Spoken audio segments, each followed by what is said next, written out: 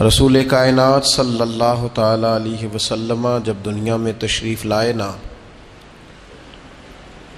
تو دنیا کے اندر چاروں جانب گھوپ اندھیرا تھا، کفر کا، شرک کا، ظلم کا، بربریت کا، بدعقیدگی کا، عورتوں پر زیادتی کا، بچیوں کو زندہ درگور کرنے کا، غریبوں اور لاچاروں کا مال چھین لینے کا، زیادتی کرنے، ہر قسم کا گوپ اندھیرا موجود تھا۔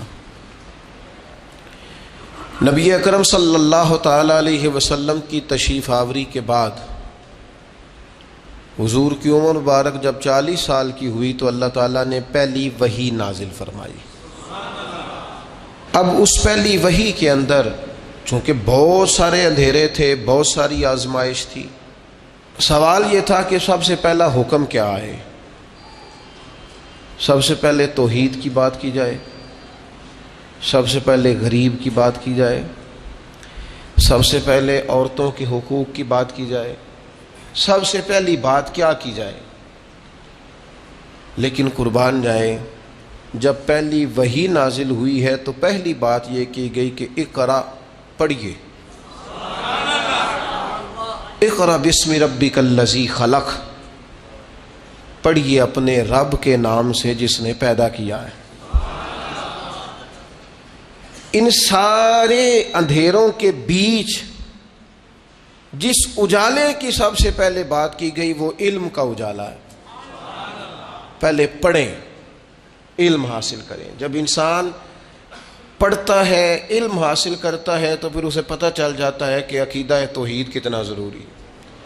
پھر اسے خود بخود احساس ہو جاتا ہے کہ نبی پاک علیہ السلام کی محبت، حضور کی فرما برداری یہ کس قدر ضروری ہے۔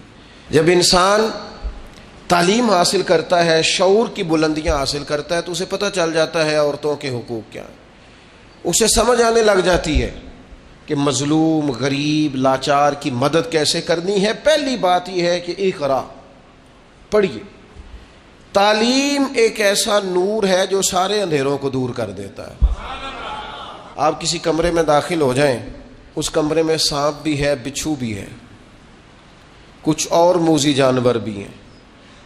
اب ایک بات تو یہ ہے کہ آپ الگ الگ محنت کریں، پہلے مچھو کو ماریں، پھر موذی جانور دیگر ماریں، پھر آپ سانپ کو ماریں، الگ الگ محنت کریں، قابو کریں۔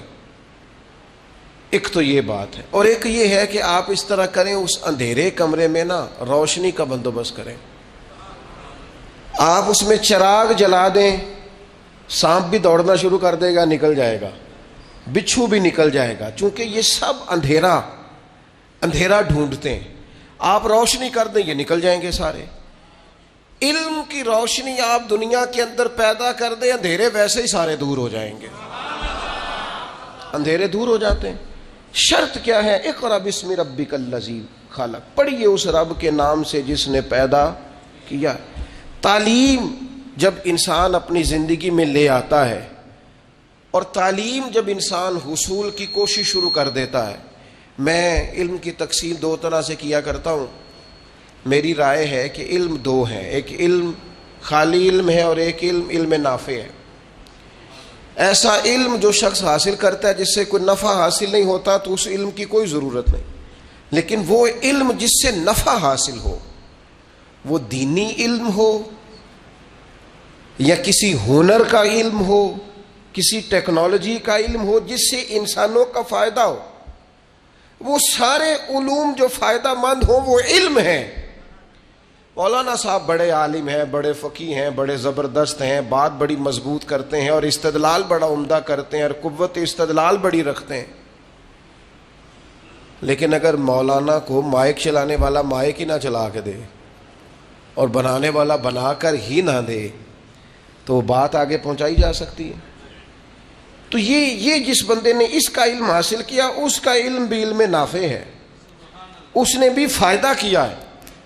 مدرسہ قائم کیا جائے گا، اس میں تعلیم کی بات ہوگی، ویسٹ کوٹ پہن کے مولانا ہی بیٹھیں گے پڑھانے کے لیے، لیکن جس نقشہ نویس نے اسے بنایا ہے نا، مرتب کیا ہے، کس طرح کا بنانا ہے، اس کا علم بھی علم نافع ہے، اس کا علم بھی فائدہ مند ہے۔ جس شخص نے، معمار نے، مستری نے یہاں اینٹیں لگائی ہیں، کام کیا ہے، جس نے نگرانی کی ہے، اس کا علم بھی علم نافع۔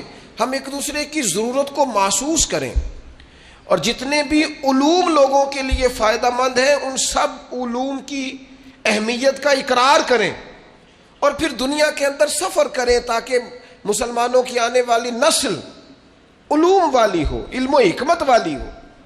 ضرورت پڑ گئی تھی نا کشتی بنانے کی، تو بنائی نا کشتی حضرت نوح علیہ السلام نے۔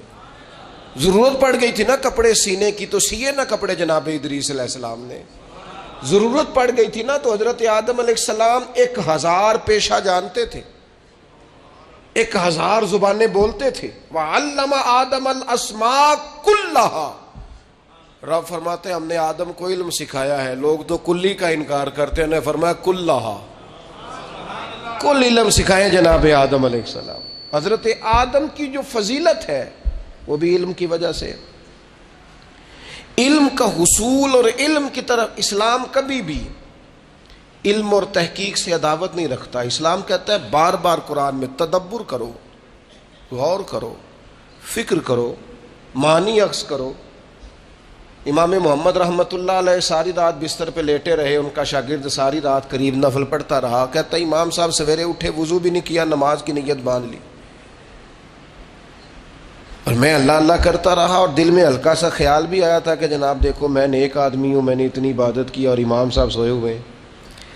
فرماتے صبح جب وہ بیدار ہوئے اور بغیر وضو کے مصلی پہ کھڑا ہو گئے تو اب مجھے تشویش ہوئی۔ میں نے کہا حضور آپ سوئے نہیں؟ فرمایا نہیں۔ کہا حضور ساری رات باوضو لیٹے رہے؟ فرمایا ہاں۔ کہا حضور کیا کرتے رہے؟ فرمایا تم اپنے لیے کام کرتے رہے، میں نبی پاک کی امت کے لیے کام کرتا رہا۔ میں نے قرآن و حدیث سے 100 مسئلہ تدبر کر کے، غور کر کے عرض کیا، 100 مسئلہ نکالا میں نے۔ اس مسئلے میں امت کو کیا ضرورت ہے، اس میں امت کو کیا ضرورت ہے، اس سے کون کون سے مسائل لفظ ہوتے ہیں، 100 مسئلہ میں نے نکالا ہے۔ اس لیے نبی پاک علیہ السلام نے فرمایا عالم کی فضیلت عابد پر اس طرح ہے جس طرح میری فضیلت تم میں سے کسی چھوٹے پر ہے۔ علم کو حضور نے درجہ عطا کیا، نبی پاک علیہ الصلوۃ والسلام نے درجہ دیا۔ قرآن مجید نے کہا قل هل يستوي الذين يعلمون والذين لا يعلمون، اے محبوب آپ ان سے فرما دیں کیا علم والے اور علم نہ رکھنے والے برابر ہو سکتے ہیں؟ یہ کبھی بھی برابر۔ علم کی حوصلہ افزائی، تعلیم کی حوصلہ افزائی۔ آج مسلمانوں کا مسئلہ یہ ہے کہ مسلمان فروغ علم پر کردار نہیں ادا کرتے، ادارے نہیں قائم کیے جاتے، تعلیمی بنیادوں کو مضبوط نہیں کیا جاتا۔ ہم غریب کی مدد کرنا چاہتے ہیں، بھوکے کو کھانا کھلانا چاہتے ہیں، کمزور کو کپڑے پہنانا چاہتے ہیں، لیکن جو اس کی اصل مدد ہے وہ کیا ہے؟ وہ اصل مدد تو یہ ہے کہ آپ اسے علم سکھائیں، اسے ہنر سکھائیں۔ پہلے 1 آدھ 2 4 لوگ تھے کھانا کھلانے والے، پھر کھانا کھلانے والے سینکڑوں ہوئے تو کھانے والے بھی ہزاروں ہو گئے۔ لیکن اگر ان لوگوں کو ہنر مند کیا جائے، تعلیم کا شعور دیا جائے، صرف روٹی کھلانا ہی صدقہ نہیں، غریب کو پیسے دینا ہی صدقہ نہیں۔ ابن ماجہ میں حدیث ہے، نبی پاک علیہ السلام نے فرمایا سب سے افضل صدقہ یہ ہے کہ بندہ علم سیکھے اور پھر دوسروں کو سکھائے۔ یہ افضل ترین صدقہ ہے، یہ بھی صدقہ کریں۔ تعلیمی اداروں کے قیام میں اپنا کردار ادا کریں، تعلیم کی مضبوطی میں اپنا کردار ادا کریں، تعلیمی بنیادوں کو طاقتور کرنے میں اپنا کردار ادا کریں۔ فروغ علم کی مضبوطی یہ امت کی مضبوطی ہے۔ پھر وہی بات، اگر علم آ جائے نا، اگر تعلیم کے ساتھ تربیت حاصل ہو جائے نا، اگر فہم و فراست حاصل ہو جائے نا، اگر وہ شعوری بلندی جو ایک مہذب قوم کا حصہ ہوتی ہے وہ اگر آ جائے نا، تو کوئی شخص بھی کوئی بھی لبادہ اوڑھ کے آ جائے فرق نہیں پڑتا۔ یہ جو علم ہوتا ہے نا یہ انسان کو بااعتماد کرتا ہے۔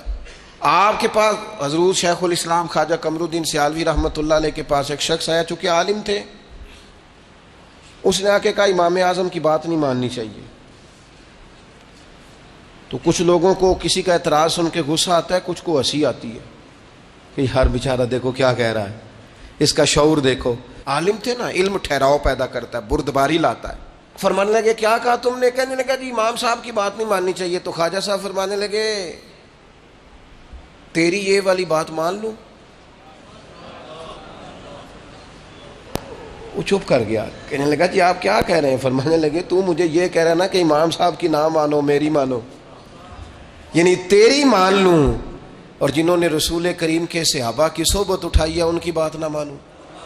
یہ کب ہوتا ہے؟ جب آپ کے پاس علمی آج علمی پسماندگی بہت زیادہ ہے. اس کی کچھ وجوہات ہیں. سب سے پہلا تو جو ہمارا غریب طبقہ ہے وہ کہتا ہے جی چھوڑیں جی، پڑھ کے کیا کرنا ہے، کچھ 4 پیسے کمائے، کسی کا میز صاف کرے، کسی کو چائے لا کے دے، کوئی موٹر سائیکلوں کا کام سیکھ لے، پڑھ کے کیا کرنا ہے. یاد رکھنا تعلیم انسان کو طاقتور کر دیتی ہے. یہ جس کو آج آپ نے 200 روپے دیہاڑی پہ بھیجا ہے نا، اس کو آپ تعلیم دیں. رب بڑا کریم ہے.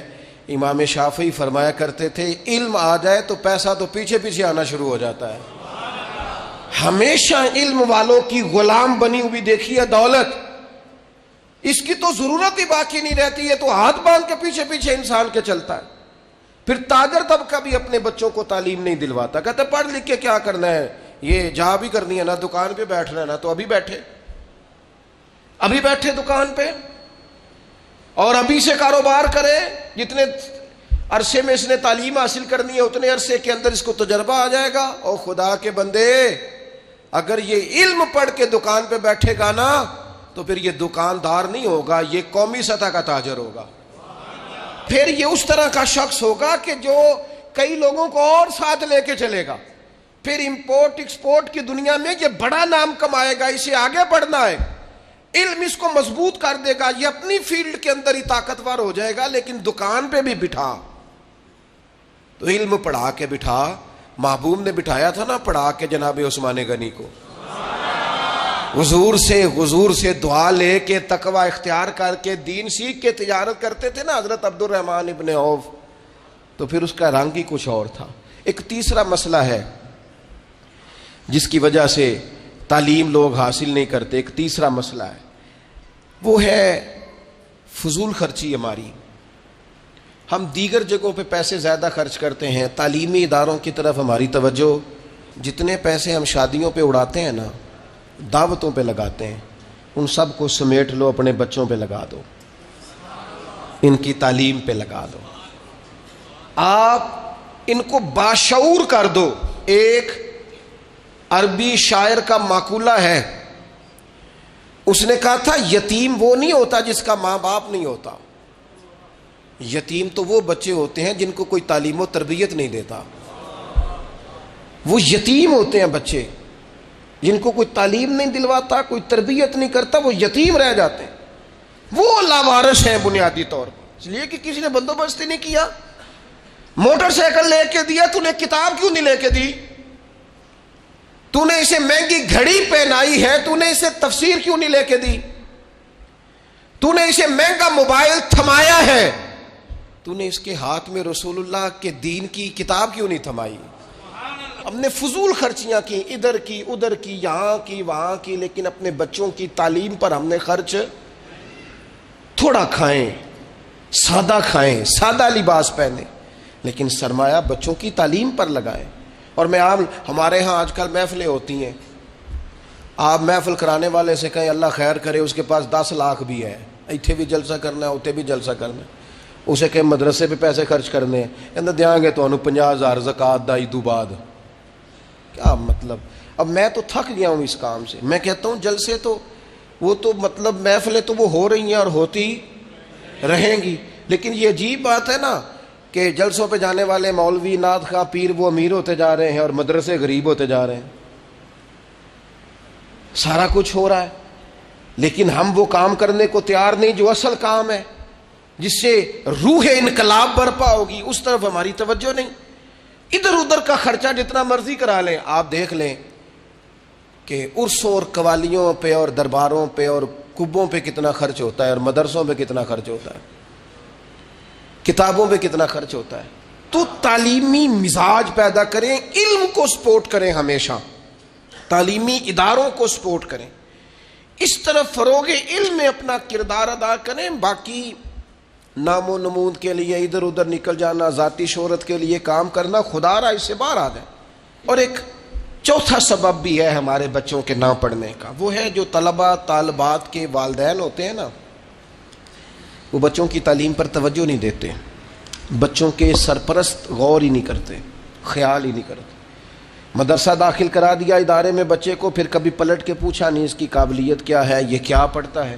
میں ہمیشہ دوستوں سے کہا کرتا ہوں مدرسوں میں بچے نہ داخل کرائیں، مدرسوں کے ساتھ وابستہ ہوں، آپ آئیں اس کی معلومات کریں، اس کے بارے میں پوچھیں کیا پڑھتا ہے، کہاں پہنچا ہے، کیا کر رہا۔ لیکن یہ دلچسپی نہیں ہوتی، بلکہ بڑے احسان جتلاتے ہیں والد صاحب۔ ناراض نہ ہوئیے گا، والد کہتے ہو جی مجھے تو کام سے فرصت نہیں۔ کون سا کام؟ سال کے بعد دوستوں کے ساتھ مری جانے والا کام؟ کون سا کام؟ ہوٹلوں پہ کھانے کا کام؟ کون سا کام؟ موبائل دیکھنے کا کام؟ کس کام سے فرصت نہیں اللہ ماشاءاللہ۔ میں تو بیزی رہتا ہوں، لہذا میں بچے کے پیچھے، تو کون جائے گا بچے کے پیچھے؟ کون خبر؟ میں نے پہلے بھی کہا تھا ہم نے اپنے بچوں کو سارا کچھ دیا ہے، اعتماد نہیں دیا۔ ان کے ساتھ تو کوئی شخص اگر ظلم زیادتی کر رہا ہوتا ہے تو وہ ہمیں بتاتے نہیں، اس لیے کہ والد تو اتنا غصہ کریں گے، کہاں بات چلی جائے گی، وہ تو بات سنیں گے نہیں۔ ہمارا بچہ ہمارا دوست ہو، وہ ہم سے اپنا دکھڑا تو کہہ سکے، وہ اس کے اندر اگر کوئی پریشانی ہے تو والدین سے ڈسکس تو کر سکے، ان کو بتا تو سکے یہاں میں آزمائش کا شکار ہوں۔ لیکن وہ ہمارا مزاج ہی نہیں، ٹائم ہی نہیں ہمارے پاس، اتنا کون وقت دے کے بچوں کو یاد رکھنا۔ سب سے قیمتی سرمایہ اگر ہمارے پاس کوئی ہے تو ہماری اولاد ہے۔ میں ان خوبصورت مزاج کے والدین کو جانتا ہوں جو سالوں سے کسی دیہات میں رہ رہے تھے، پر ہجرت کر کے علاقہ چھوڑ کے شہر میں آئے۔ کس لیے آئے؟ میرے بچے پڑھ جائیں، ان کو تعلیم مل جائے۔ کس لیے انہوں نے ڈبل نوکریاں کی؟ میرے بچے پڑھ جائیں۔ تھوڑا سا بچوں کے پیچھے آئیں، ان کی سرپرستی کریں، آپ ان سے پوچھیں کہ وہ کیا چاہتے ہیں، ان کے اساتذہ کے ساتھ اٹیچ ہوں۔ یہ بچہ ہے، نرم و نازک کمپل جو ہوتی ہے نا، اس کو کئی چیزوں کی ضرورت ہوتی ہے، پودے کو پانی بھی چاہیے، اسے مناسب نمی کی ضرورت ہے، اسے سورج کی تمازت کی ضرورت ہے، اگر اس کے ساتھ کوئی جڑی بوٹی آئے گی تو وہ کاٹنے کی بھی ضرورت۔ یہ ساری ضروریات بنے گی تو پودا بڑا ہوگا۔ ہم یہ کام ہی نہیں کرتے، بچوں کی سرپرستی نہیں کی جاتی۔ اور ایک پانچواں سبب ہے تعلیم کے عام نہ ہونے کا، وہ یہ ہے کہ تعلیم بکتی ہے، تعلیم کی تجارت ہوتی ہے، یکساں نصاب تعلیم نہیں، یکساں معیار تعلیم نہیں ہے۔ تین چیزیں ایسی ہوتی ہیں جو کسی قوم میں کبھی نہیں بکنی چاہیے۔ ایک قانون، ہر شخص کو اس کے دروازے پر انصاف ملے۔ ایک صحت، کوئی کمپرومائز نہیں، کبھی کسی کی صحت پر سودے بازی نہ کریں۔ میں بڑے درد سے کہتا ہوں، صحت اور میڈیکل سے وابستہ لوگوں کے ساتھ تم جب کسی سے پوچھتے ہو نا کہ تمہارا علاج ہونا ہے، کتنے کو پیسے خرچ کر لو گے، جب تم یہ سوال پوچھتے ہو تو کبھی سوچتے ہو کہ اس جگہ اگر میرا کوئی اپنا ہوتا تو پھر بھی میں اس کی صحت پر تجارت کرتا؟ سوال پوچھتے ہو کتنے کو پیسے آپ خرچ کر لیں گے؟ اماں جی کو بڑا ہے، کوئی گھر میں کماتا ہے، نہیں تو پھر میں آپ کو سرکاری ہاسپٹل کا ایڈریس لکھ دوں، آپ وہاں چلے جائیں۔ کچھ تو خیال کریں، کچھ تو سوچیں۔ صحت پر بھی کمائی کی جائے گی، قانون پر بھی اور تعلیم کو بھی بیچا جائے گا۔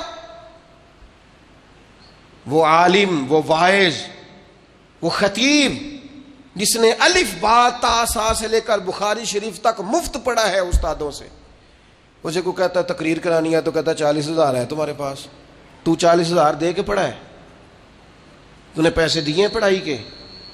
یہ مزاج ختم کریں، تعلیم کو کبھی نہ بیچیں۔ تعلیم جب تک اس بنیاد پر نہ ہو ہم نے خیر خائی کرنی ہے۔ ہمارے استاد صاحب فرمایا کرتے تھے طلباء سے فرما برداری کا بھی لالچ پیدا نہ کرنا، اس بات کا بھی لالچ پیدا نہ کرنا کہ یہ تمہارے جوتے اٹھا کے تمہارے سامنے رکھیں گے، انہیں خالص اللہ کی رضا کے لیے پڑھانا، رب تمہارے دلوں میں نور پیدا فرما دے گا۔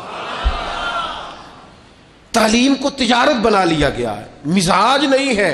اب جس کے پاس پیسے ہیں وہ مہنگے ادارے میں اپنے بچوں کو پڑھا لے، جس کے پاس نہیں ہے، سرکاری بلڈنگیں بڑی بڑی ہیں اسکولوں کالجوں کی، لیکن وہاں اگر معیار کو ٹھیک کیا جائے، وہاں اور یہ جتنے لوگ بعد میں بڑا کالج بناتے ہیں نا،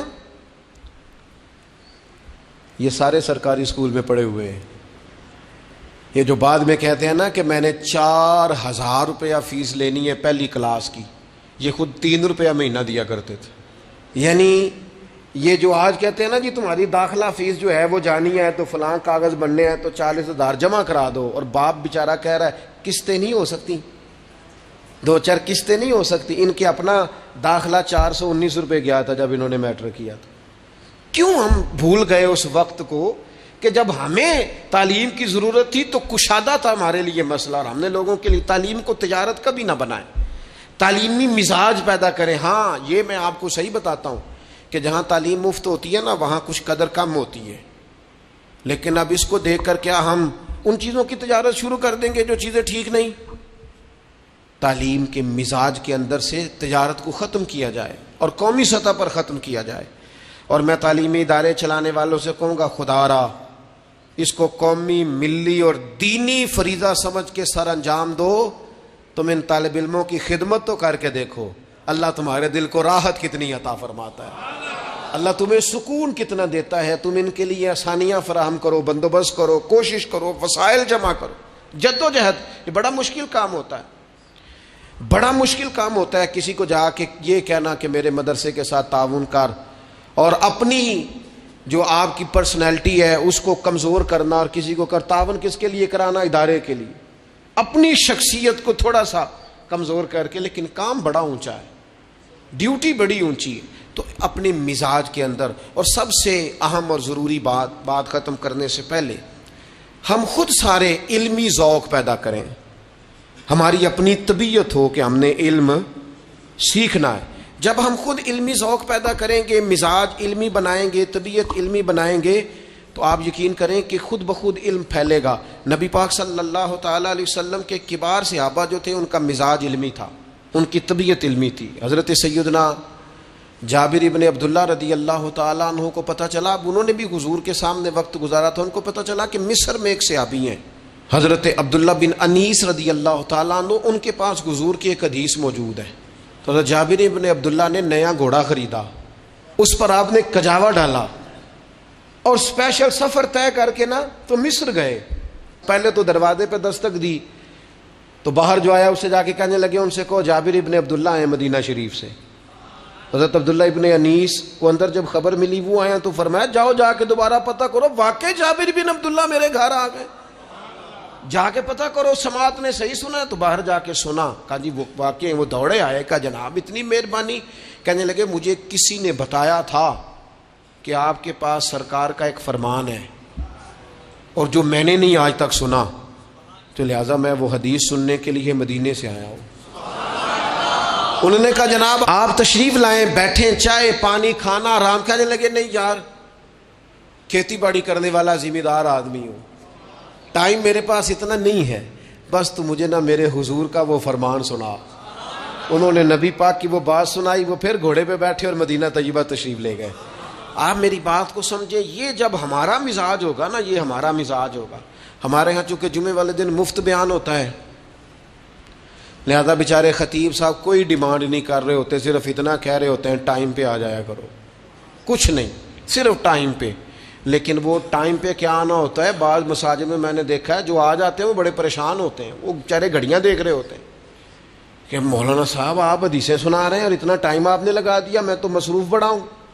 مطلب آپ کی روایتیں سناتے سناتے اگر 15 خبریں رہ گئی تو وہ تو پتہ نہیں ملک میں کیا ہو جائے گا. آپ کے خبریں سننے، دیکھنے، تبصرہ کرنے سے کوئی انقلاب آنے والا نہیں ہے. اپنی زندگی میں مزاج علمی بنائیں، ذوق علمی بنائیں، جو سیکھیں اسے یاد کریں، اسے لکھیں.